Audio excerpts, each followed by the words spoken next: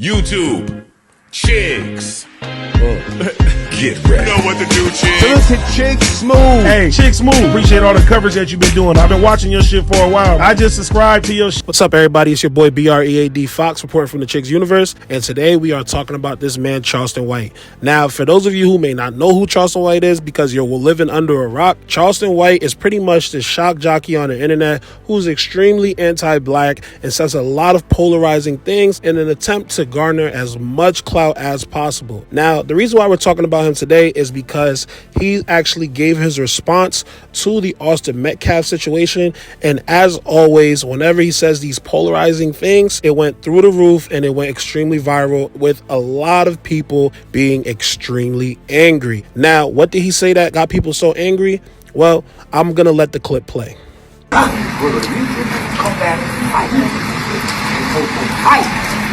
He pull out a knife. They got it, y'all. I know the niggas mad, but the police chief, man, the people that don't charge you with no anything.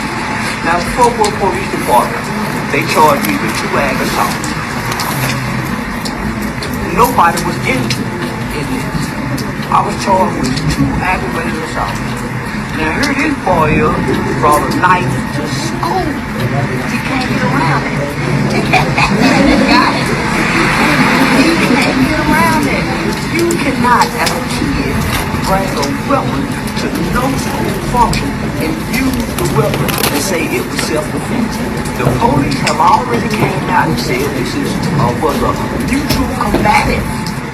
Mutual combative means 2 people agree to a mono. Oh, we got these old niggas down again. We got these old niggas down again. Guess what? Going mad. It's the same folks because there's no boundaries. See, I just want to remind everybody, I was the first one to post about it. Y'all didn't care about it. When I posted about it, y'all didn't care about it. Once y'all find out it was a weak nigga baby. It was a weak nigga baby who got killed by a white boy who was the fit. Now.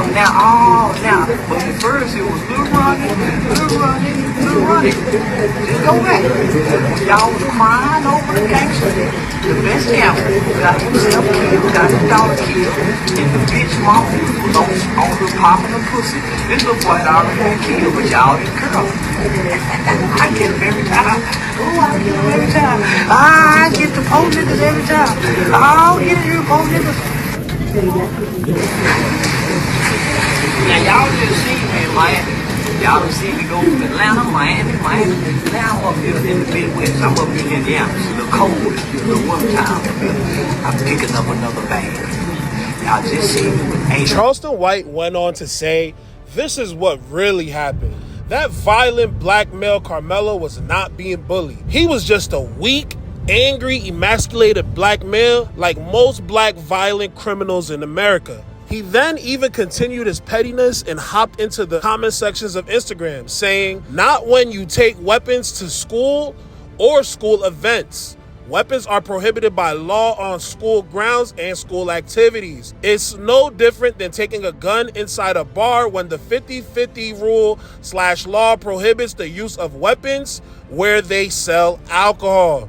This is just what he does, though. So I feel as though like the general public as a whole should by now be taking everything he says with a grain of salt. Why do I say that? Because this is not the first, second, or third time that Charleston White has said such disrespectful things, and it's definitely not going to be the last. Nipsey Hussle passed away. He said some extremely disrespectful things about Nipsey as well as his kids. Gillie the Kid's son passed away. He showed no moral compass, and he absolutely taunted and accosted Gillie about his son's passing. He even went as far as to call his own son to make fun of Gillie the Kid's son not being able to call him. So as you know, this person has no type of moral compass whatsoever, so we really shouldn't be surprised at the things that he says. This is what he does, and this is how he feeds his ego, and literally how he feeds himself and his children. So whether or not he even believes all these things doesn't even really matter, because at the end of the day, when you have a moral compass, you have some type of line that you're just not willing to cross. And it seems as though he doesn't even have that line, nowhere near it. For those of you who are not familiar with this Austin Metcalf situation, it's a very, very sensitive one that deals with the topic of self-defense and as well as stand your ground. Now, just to break down the whole situation, in essence, there was a track meet that was going on at a Texas high school. Now, during that track meet, one of the competitors from the rivaling school, KARMELO Anthony, yes, I know, what are the chances this guy's name is KARMELO Anthony? Yes, KARMELO Anthony decided he wanted to go and take a seat on the rival side section's tent. Now, apparently this upset some people, and because of this, he was asked to move. Now, this is where things get a little bit complicated.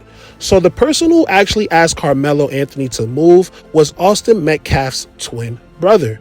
Now, immediately, KARMELO was resistant, as he should be in my opinion, because if I'm sitting somewhere, as long as I'm not breaking the law, who the heck are you to tell me to move? I can understand if you express your interest in me moving, that's one thing, but you actually expecting me to move is a completely different thing. So he was resistant to the propositions to move. At that point, allegedly, Austin Metcalf himself went to the aid of his twin brother and decided, hey, to get a little bit more aggressive with KARMELO Anthony. This was admitted by Austin Metcalf's twin brother, who survived the attack. Now, when he got a little bit more aggressive with KARMELO Anthony, allegedly KARMELO said, hey, touch me and you're going to see what's going to happen. Now, in any sense of the matter, whenever somebody says something like that, in my opinion, the best thing you can do is de-escalate the situation from there. Escalating the situation from that point, you're asking for a recipe to disaster. And that's actually what ensued. KARMELO still resisted the urges to be moved, and he gave everybody a stern warning.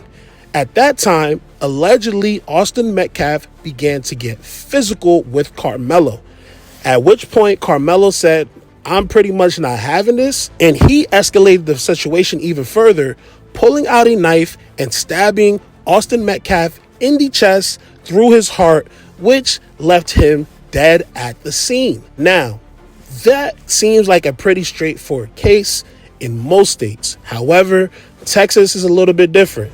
See, like in the state of New Jersey, if somebody attacks you and you have the opportunity to run or get away from that person, you cannot claim self-defense. However, in Texas, that is the opposite. In Texas, you have the right to stand your ground.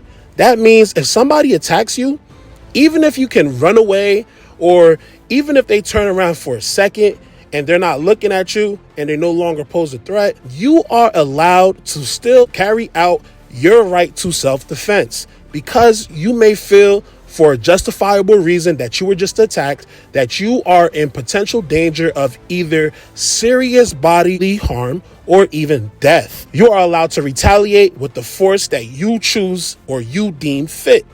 Now, where this thing kind of gets a little bit sticky is, as we all know, certain laws are for certain people.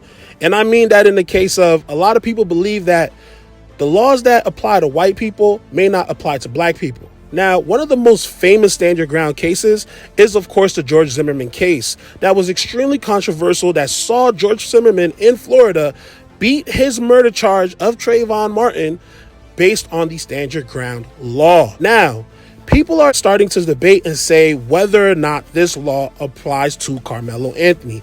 Why?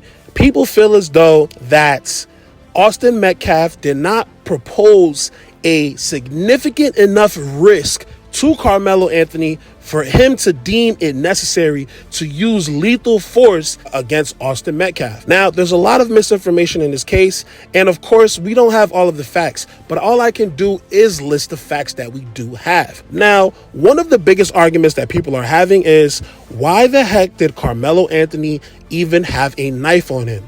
And that's illegal. Wrong. That's not illegal. In the state of Texas, even on school grounds or prohibited areas, you are allowed to carry a knife as long as it is less than 5.5 inches long, which the knife that Austin Metcalf was stabbed with it was under that 5.5 inches mark. Another thing that people are saying is, hey, you cannot claim stand your ground if the other person was not armed. because then he doesn't pose a significant threat. That is incorrect and correct at the same time. Why? Because this case is different. From all accounts of witnesses and from the account of the twin brother himself. Now, when the twin brother spoke, he might not have meant to say it, but he kind of slipped up and let us know that, hey, at one point it was Austin, his twin brother, versus Carmelo Anthony. In a case named Jordan v. the State, in the state of Texas, it was ruled that whenever somebody is posing a threat from 2 or more individuals and it's just them, that automatically signifies having the capacity to cause serious bodily harm or death. So just by those situations alone, if it is proven in court that Carmelo Anthony was being assaulted by more than one person, he technically will have the grounds of stand your ground and he may win his case. Now, a lot of people may not want to hear that, and a lot of people don't want to hear that. And this has been a really, really sensitive situation. And one thing that I do applaud is that Austin Metcalf's dad actually did come out and he said, hey, man, I don't want any of these things being racial. It's not racially motivated. It's just 2 individuals who found a disagreement and then one who made an extremely bad choice. Now, to the public, they don't want to hear any of that. They want to race bait. They want to go at it. So, but this is what Austin's father had to say. I want to clarify something right off the start because I've already heard some rumors and gossip. This was not a race thing, and this is not a political thing. Please do not comment if you do not know what happened. Do not turn this into a racial thing. It was not. Do not politicize this. It's not. This is a human being thing. This person made a bad choice and it affected both his family and my family forever. And there you have it. I'm going to respect his wishes, and I'm not even going to make this a race thing. But at the same time, I want to know what everybody else thinks. Do you think this had anything to do with race? Or do you think that this is just an unfortunate situation between 2 different teams? And also, do you think the stand your ground law needs to be changed? Or do you think like this is a good thing, and because of this, an innocent individual may walk scot-free? I don't know. Let us know in the comments. Also, make sure that you like and subscribe. It's your boy BREAD Fox reporting from the Chicks Universe. And as always, till next time.